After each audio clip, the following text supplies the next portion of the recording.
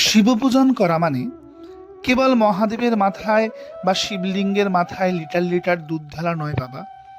সেই বিশুদ্ধ সত্তাকে, সেই সচ্চিদানন্দময় চেতনাকে নিজের মধ্যে অনুভব করা। মনোবুদ্ধি অহংকার চিত্তানি নাহম, না কোস্তত্র জিহুবে, না চা ঘ্রাণ নেত্রে। আমি মন নই, বুদ্ধিমত্তা অহংকার নই, আমি শ্রবণ নই, স্বাদ গন্ধ দর্শন নই, আমি আকাশও নই, পৃথিবীও নই, অগ্নিও নই, বায়ু নই, অর্থাৎ পঞ্চভূতের দ্বারা আমার এই দেহটা আমি নই। আমি চিরপবিত্র আনন্দময় চেতনা, আমি শিব, আমি শিব।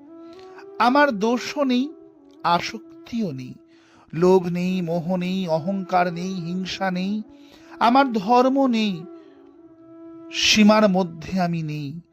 আমি সেই সচ্চিদানন্দময়, আমি শিব, আমি শিব।